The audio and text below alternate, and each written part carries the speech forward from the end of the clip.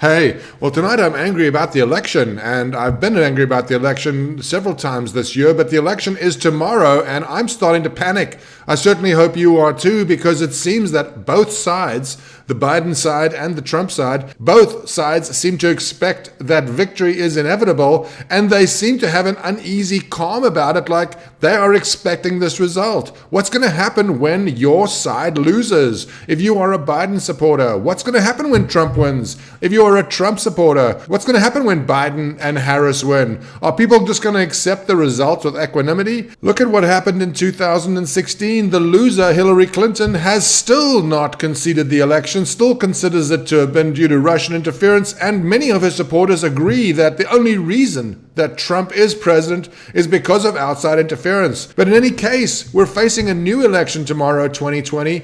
The sides are as far apart as they ever have been. Both sides seem to be anticipating victory. One side is going to be bitterly disappointed. Are they even going to accept the results of the election? I doubt it. I mean, look at the Democrats. They did not accept the results of the election 4 years ago, still don't accept it, still consider that election to be illegitimate, and have spent the last 4 years trying to get the incumbent out of office through hook or crook. This is going to be the lesson learned by the Republicans. If Biden wins, there is a huge mass of information on Biden, whether you think it's misinformation or not. It's going to be gone through with a fine-tooth comb if Biden wins. It might be gone through with a fine-tooth comb if he loses. My biggest problem is that America, which used to represent democracy to the world, that used to be the beacon of democracy, that used to be the shining light on the hill that countries around the world aspired to in terms of governance, we have fallen sadly down. We're in the gutter now. Countries around the world look at us and laugh at the state of our elections. And tomorrow we're going to have an election, and I would bet money that we're not going to know who the winner is tomorrow night. This is the first election that I've been a part of where the winner is not known on election night, and the longer that it goes on, the more strife and unrest there's going to be in this country. The Democrats are going to be apoplectic if Trump wins. They refuse to accept his previous 4-year tenure. There's no way they're going to sit calmly by for another 4 years. And the Republicans are panicked if Biden wins. They worry about the Second Amendment, the Fourth Amendment, all the amendments going out the window, First Amendment, among others, because Republicans fear that the Democrats are coming for their guns. They fear that they're coming for their free speech. They fear that they're going to be imposing strictures on what types of nouns and pronouns are allowed to be used. And of course, the Democrats are panicked that the Republicans, who they consider to be racist and fascist, will continue to have the run of the land. Neither side is going to sit back and accept the results of this election. Both sides are going to feel that they have been defrauded, and God forbid one side wins the popular vote and loses the electoral college vote. It's just going to be another 4 years of what we've just experienced. I don't know if this country can tolerate it.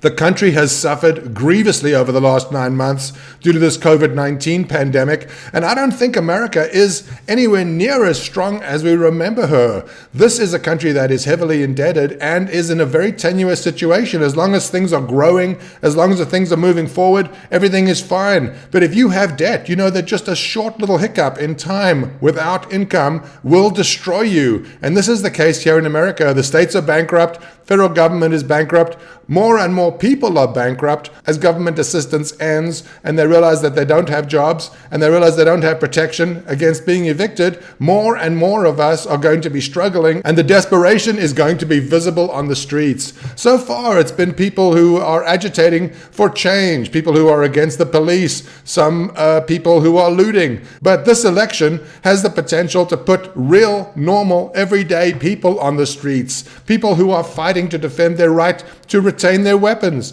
people who are fighting to depose the fascist dictator. Everybody's going to have a good reason. It's going to be more divisive to families since anything we've experienced since the Civil War. You're already seeing families worried about getting together at Thanksgiving. As a matter of fact, in the UK, if you have a dispute at your dinner table, you can be turned in by a family member to the police. Is that going to be happening here? I mean, we are as fragmented as I have ever seen us. It seems like there's no way we're going to get back together. And traditionally, an election has been a time when the people of the country choose a new direction and unite behind that. Give it a chance, even if it's only for 4 years, even if they grumble behind the backs of the incumbent, they at least give the incumbent a couple of years to see what he can do. This is not the case anymore. Both sides are rabidly angry at each other, and whichever side is announced as the winner, whenever it might happen to be, the other side is probably going to take to the streets. It's going to be carnage. I don't know how to avoid it. Neither side is willing to accept defeat. They both think it's a matter of life and death, and when it is a matter of life and death, shouldn't you fight for right? Well, both sides think they're on the right. Neither side is going to unite behind the other side if they win. It's going to be bedlam. I'm worried because I don't see any way to avoid it, and this happens tomorrow. Please, let's wake up.